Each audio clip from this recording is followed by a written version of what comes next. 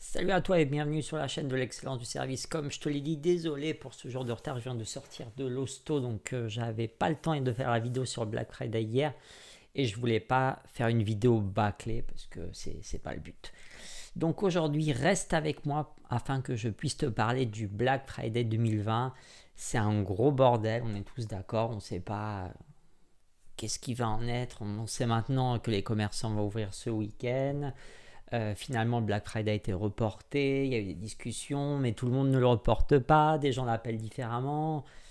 Voilà, c'est le gros bordel en 2020. On est habitué de toute façon depuis le début de l'année, c'est comme ça. Donc, malheureusement, pour le Black Friday, c'est la même chose. Voilà, donc reste avec moi. Aujourd'hui, je vais te parler de plusieurs choses concernant le Black Friday. Déjà, 2020 qui s'annonce être une année record. On est à peine surpris parce que le e-commerce, ils se frottent les mains. Et ils ont raison. Hein. Chacun tire profit comme il peut. C'est les règles du jeu. Il y a toujours des perdants, il y a toujours des gagnants lors d'une crise. Ensuite, je vais te parler de l'impact qu'a la pandémie justement sur le Black Friday cette année. Forcément, elle en a une.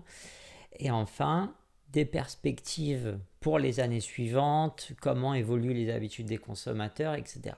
Donc reste avec moi pour découvrir tout ça et surtout, juste avant, n'oublie pas de t'abonner en cliquant sur je m'abonne juste en dessous. Mais honnêtement, le problème, c'est le Black Friday. C'est ça la vérité. Vous avez peut-être vu cette enquête de l'UFC Que Choisir, très intéressant, qui nous explique qu'en fait, ce Black Friday, c'est beaucoup d'arnaques. C'est pas toujours des bonnes affaires. Non, c'est pas toujours des bonnes affaires. Et puis, c'est cette société de la consommation qui vous crée la pulsion, c'est-à-dire que vous êtes en attente comme ça. Et le 27, vous avez une pulsion d'achat qui peut vous tourner vers... finalement des actes d'achat. Donc vous voudriez sur des choses qui ne supprimer sont purement pas, et simplement le qui ne Black sont pas Friday. forcément essentielles. Dans la période, ça va aider les commerçants quand même. Est-ce qu'on a toujours besoin de ce qu'on achète le 27 pour un jour fixe comme ça, où vous avez un matraquage avec le marketing, la publicité, qui vous sollicite, vous sursollicite et crée des besoins artificiels. Et moi, je pense qu'on peut au moins retirer des périodes de confinement ce questionnement fort juste sur qu'est-ce qui est essentiel, de quoi avons-nous vraiment besoin, et si on pouvait enfin décider de ce que l'on produit en fonction des besoins essentiels et non des besoins superflus, qui correspondent à quoi? Ça correspond à quoi, ces besoins superflus? Aux besoins du capital de s'accroître, c'est ça la vérité. C'est-à-dire que vous avez des entreprises comme Amazon, mais bien d'autres groupes, qui recherchent une seule chose, c'est à faire davantage de profit. Donc ils compriment la part des salaires, et il vous amène à acheter toujours plus, comme si le plus était le mieux. Donc voilà, pour résumer le discours de Clémentine Autain, le Black Friday c'est mal, c'est la fête du capitalisme, c'est le diable en personne, et représenté bien évidemment par le grand méchant Amazon, qui donne quand même plus de 9000 emplois en France, faut se le dire. Et regardez aussi le nombre de TPE, de PME qui travaillent avec Amazon pour vendre leurs produits, je vous laisse voir, c'est plus de 11 000 PME françaises. Donc oui, supprimons Amazon de France, faisons-les payer leurs impôts et on les dégage. Voilà. Comme ça, on supprime des emplois, c'est vrai que ça va aider. Voilà, n'hésitez pas à me dire en commentaire ce que vous pensez du Black Friday en général. Est-ce que pour vous, c'est le mal absolu? C'est vrai qu'on nous pousse à consommer, il faut se le dire. Hein. Je suis là, pour le coup, je suis du même avis. Mais c'est aussi une opportunité de faire plus de cadeaux à ses proches pour Noël. Donc il y a comme une bonne chose dedans. Voilà. N'hésite pas à me dire ce que tu en penses, juste en dessous. Alors, qu'est-ce qui rend ce Black Friday 2020 si particulier? À part, bien sûr, le Covid. Forcément.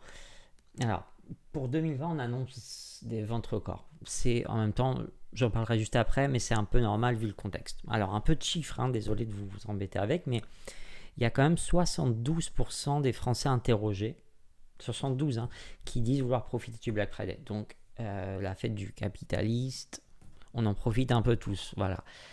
Et c'est vrai que là, on comprend justement les enjeux qu'avaient les commerçants pour ouvrir leur commerce rapidement. C'est justement profiter de ces soldes. Là, on parle du Black Friday en général, pas uniquement sur Internet. Deloitte prévoit 35% de hausse de vente en ligne par rapport à 2019. Donc voilà, c'est vrai que là, le e-commerce va en profiter encore davantage. Et aux États-Unis, on prévoit quand même 1147 milliards de dollars de ventes en prévision pour cette année. C'est juste énorme, c'est juste énorme. D'ailleurs, en prenant un article de nos chers amis de BFM, on a quand même 3/4 de ces parties, voilà, 3/4 de cette partie interrogée des Français qui vont le faire sur des grands sites internet, comme, voilà, encore une fois, grand méchant loup Amazon. Et justement, c'est un article qui a été rédigé juste avant qu'on annonce le report déjà et l'ouverture des nouveaux commerçants. Donc c'est un peu, on va dire, permis de jouer à armes égales, sachant que Amazon a pris le parti de décaler le Black Friday, même s'ils ont des opérations promotionnelles en cours. Mais bon, sachez qu'ils en font aussi tout le long de l'année. Donc, bon. Et justement, ce que nous dit l'article, c'est que de plus en plus de Français décident de passer par des ventes en ligne au dépit des commerçants physiques. Mais en même temps, est-ce que c'est uniquement lié au Black Friday ou est-ce que c'est aussi un phénomène sociétal qui impulse l'accroissement des commerces en ligne? Voilà, il ne faut pas non plus tout mettre sur le dos du Black Friday. En tout cas, ce qui est sûr, c'est qu'on a de plus en plus de consommateurs, comme je vous ai posé cette question et je vous la repose, pour acheter des cadeaux à Noël. Est-ce que c'est ton cas ou pas? Moi, honnêtement, ça va l'être. Et justement, la Covid-19, dans tout ça, qu'est-ce que ça implique? Qu'est-ce que ça transforme justement? Qu'est-ce que ça change? Alors, on va encore parler un peu des Américains, mais ils font beaucoup d'études, ils aiment ça. Donc, il y a 70 des Américains qui prévoient de faire leurs achats en ligne. Voilà, par peur du virus, on a vu en France, c'est les 3/4. Donc, c'est quand même considérable et je pense que c'est un peu la même chose dans d'autres pays. Donc déjà, croissance de la vente en ligne, mais bon, ça, on l'a déjà vu bien avant. Donc, les Français vont un peu continuer sur cette lancée-là. Ensuite, on a quand même 46% des consommateurs en France qui prévoient de soutenir les petits commerçants, mais qui font aussi de la vente en ligne. Donc vous voyez, on est quand même sur une tendance qui favorise la vente en ligne durant le Black Friday. Et justement, il y a 39% des interrogés qui étaient contre le e-commerce, contre la vente en ligne, qui sont prêts à l'adopter. Donc c'est pas loin de la moitié, quand même 40% des personnes qui avant passaient pas par l'e-commerce, qui vont l'adopter maintenant pendant la pandémie et qui vont peut-être justement continuer à le favoriser à l'avenir. Donc vous voyez, en fait, cette pandémie, elle va non seulement accélérer la digitalisation et le e-commerce, mais elle va également favoriser déjà ce changement pour des personnes qui étaient jusqu'à là réfractaires. Donc ça ne fait qu'accélérer cette transformation, d'où les enjeux de digitalisation super importants. Et voilà, comme je viens de vous le dire, il y a 33% des interrogés qui disent que le e-commerce deviendra un modèle standard de consommation. Pour moi, ça l'est déjà. Honnêtement, le e-commerce, c'est déjà un mode standard, mais qui va de plus en plus ronger sur les commerces physiques. Justement, c'est ça l'enjeu, de trouver une bonne synergie. Moi, je ne pense pas que les commerces physiques vont disparaître, honnêtement, et je ne le souhaite pas du tout. Mais pour moi, il est important que ces commerces physiques aient une réelle plus-value, en fait, que l'humain qu'on rencontre dans ce commerce soit force de proposition, soit amoureux de ses produits vraiment, qui nous transmettent ses passions, qui nous conseille. En fait, il faut des avantages durables qu'on ne trouvera jamais dans le e-commerce, et il faut vraiment capitaliser sur ces avantages et accompagner notre commerce physique d'un e-commerce justement pour avoir cette double facette. Et on n'en parle pas encore, c'est vrai qu'en France c'est pas encore la grande mode, ça commence à percer un petit peu, mais le Cyber Monday dépasse désormais les ventes, déjà en 2019, les ventes du Black Friday aux États-Unis. C'est vraiment énorme. Et pour finir, je voulais ouvrir sur quelque chose de super intéressant que j'ai trouvé, comme quoi on peut agir au lieu de se plaindre uniquement d'Amazon. Vous voyez, on voit des anti-Amazon partout, Jeff Bezos, salopard, méchant, il s'en met plein les poches, etc.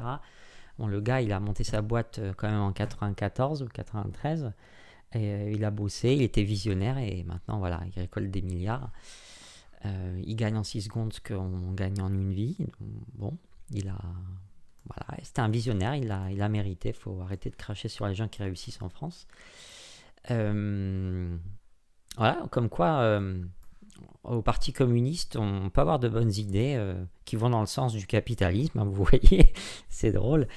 En fait, l'idée, ça serait de faire une plateforme à Paris, justement, qui recense les petits commerçants et artisans pour justement...